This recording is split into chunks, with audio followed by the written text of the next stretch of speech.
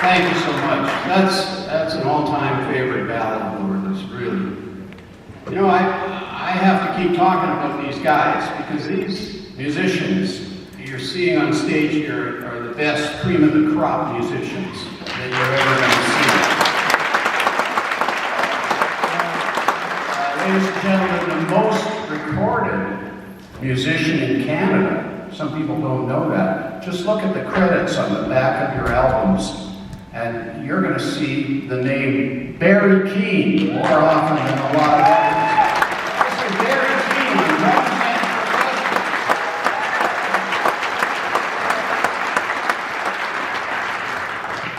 Barry has been the only touring drummer with Gordon Lightfoot ever. Wow.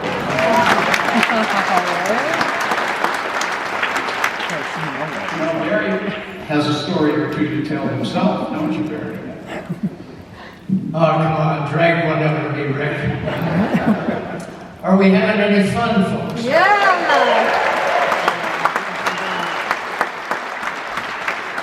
Do we have any Gordon Lightfoot fans? Yeah!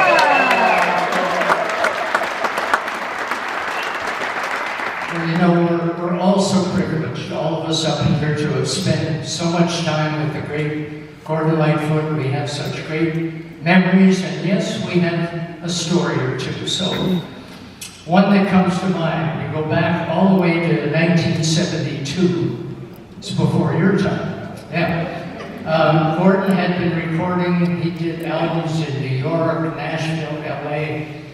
He and Warner Brothers decided it was time to do an album in Canada. So they booked RCA Studios in Toronto, and Gordon came in with his touring band, which at the time was Red Shea, Terry Clements, and Rick Haynes. And we're talking 1972, folks, and Rick was already Gordon's longtime bass player. It's true. So they needed to hire some extra musicians, some studio guys to come in and augment the touring group. And I was the guy that was chosen to play drums, which it's a great honor and a thrill. And what made it even a bigger thrill was the people involved.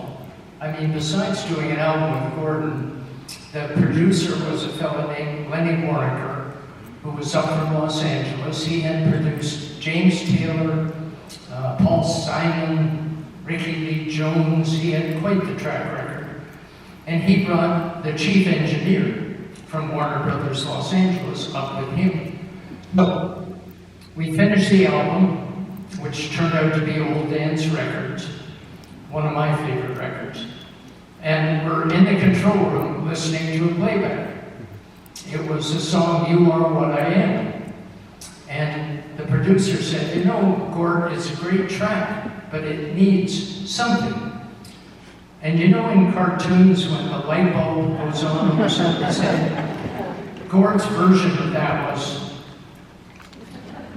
Gord, I have an idea. So Gord gave us one of those. He looked at me and motioned to me to go out in the recording studio with him. He had the assistant engineer set up a couple of stools, and we sat side by side. And I didn't know what we were doing, but Gord said, we need to throw some leg on this here too. Okay, so they played the track. Gord started playing handball, like where you play your hand on your body. So I picked it up. We did kind of a leg duet. The chief engineer, Lee Hirschberg, pipes in. You know, Gord, the part is great, but the sound isn't quite right. So Gord looks at me again with this and said, okay, man, drop your britches. Now you have to understand, I just met Gordon Lightfoot. And I thought, this has to be a joke, you know, it's a joke on the new kid. So I turned to look in the control room. Nobody was laughing. While I was processing this, Gord unbuckled, unbuttoned, unzipped, and down to his ankles were his pants. And he looks at me like, okay, man, it's your turn. True. So, I mean, what do you do? So I did. I sat side by side with Gordon Lightfoot with our pants and our ankles doing a leg duet, and that is what you hear on the song, You Are What I Am. That's awesome.